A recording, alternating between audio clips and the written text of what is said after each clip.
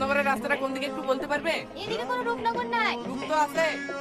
মানে আপনি? আপনি না, তুমি। আবার আমার কি সৌভাগ্য দেখো, তোমার সঙ্গেও দেখা হয়ে গেল। চলো আমরা কোথাও ঘুরে আসি। আমরা তো একে অপরকে চিনি না, তাই না? চেনা না থাকলেও মনে হচ্ছে আমরা এক অপরকে অনেক আগে থেকেই চিনতাম। তুমি কি আমাকে ইমপ্রেস করার চেষ্টা করছো?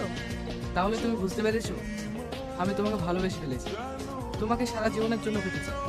আমিও যে বাসে কখন তোমার প্রেমে পড়ে গেছি কিন্তু ভয় বলতে পারি না। তুমি যদি আমাকে পছন্দ না করো, আমাদের গ্রামটা আমাকে একটু ঘুরিয়ে দেখাবে না? আজ না, অন্য কোনো একদিন।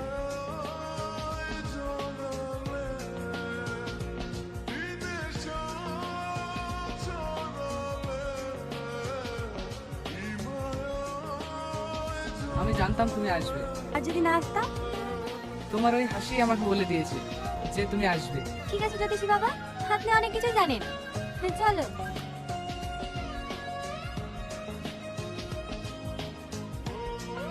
ওই দেখো একটা ভ্যান আসছে। তুমি কখনো ভ্যানে চড়েছো? না। তাহলে চলো। এই ছেলেটা কে সাথী? বন্ধু, শহর থেকে এসেছে, তাই একটু গ্রামটা ঘোরাতে নিয়ে আসলাম। ঠিক আছে বস।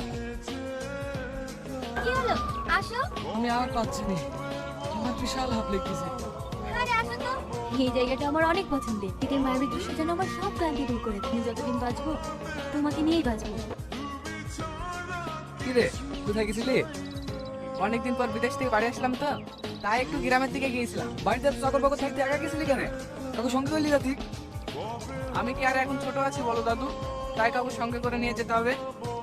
হ্যাঁ, অনেক বড় হয়ে গেছিস, যাবি তো যা।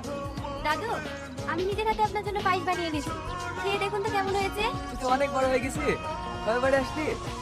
এই তো কিছুদিন হলো দাদু। পড়াশোনা ঠিকঠাক চলছে তো? হ্যাঁ দাদু, সামনে মাসে আমার পরীক্ষা। এখানে আর হন, এটা আমার লাতি। ছোটবেলা থেকে বিদেশে পড়াশোনা করে, আজ 3 দিন হলে বাড়ি এসছে।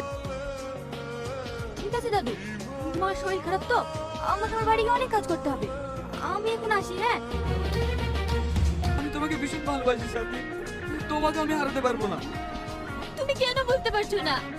তুমি জমিদার বাড়ির ছেলে আর আমি একজন সাধারণ চাষি মেয়ে। তুমি দাদা আমাদের সম্পর্ক কোনোদিনই মেনে নেবে না।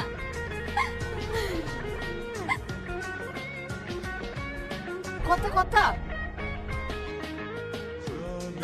তুই তো হাবাসি কেন? ওই পারে সাবধানে নেই রোহন বাবুর সাথে।